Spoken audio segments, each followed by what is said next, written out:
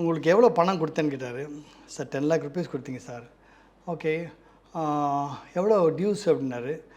Sir monthly 36,000 rupees கட்டிகிட்ருக்கேன் sir. எவ்வளோ dues கட்டியிருக்கீங்க? ஒரு 2 இயர்ஸ் கட்டியிருக்கேன் சார் அப்படின்னு. சரி, உடனே ஒரு கால்குலேட்டர் எடுத்தார், கனெக்ட் பண்ணார். கால்குலேட் பண்ணிவிட்டு, ஓகே இப்போ வந்து நீ 8,64,000 ருபீஸ் கட்டியிருக்கிறீங்க. ஸோ நான் வந்து என்ன பண்ணுறேன்னா வந்து இன்ட்ரெஸ்ட் எல்லாமே நான் வந்து மைனஸ் பண்ணிவிட்டு நான் கொடுத்த அசலில் 10 லேக்கில் 864 வந்து நான் வந்து அசல் இந்த டிடெக்ட் பண்ணிடுறேன். மீதி 136 எப்போ முடியுமோ அப்போ கொண்டு வந்து கொடுங்க, சரிங்களா? ஒய்ஃபை கூப்பிட்டு சொல்கிறாரு, அது அவருடைய டாக்குமெண்ட்ஸ் எல்லாம் எடுத்துகிட்டு வாங்க அப்படின்றாரு. அவங்க வந்து தகைச்சு போய் நிற்கிறாங்க. தகைச்சு போயிட்டு அவர்கிட்ட பாண்டு செக்ஸ் எல்லாம் எடுத்து கொடுத்தாங்கன்னா அவர் கொண்டு வந்து என்கிட்ட கொடுக்குறாங்க.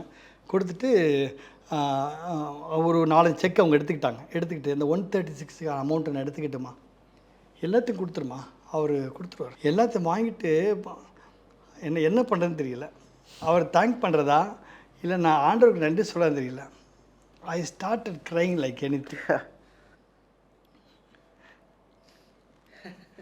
இயேசு நல்லவர்னு சொல்லிட்டு வேதத்தின்படி சொல்கிறேன். ஆனால் அனுபவத்தின்படி இனிமேல் நான் போய் சொல்ல முடியும்.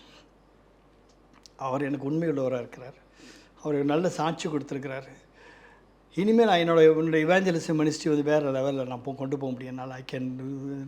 அப்போ நான் வந்து I cried loud and thanked God.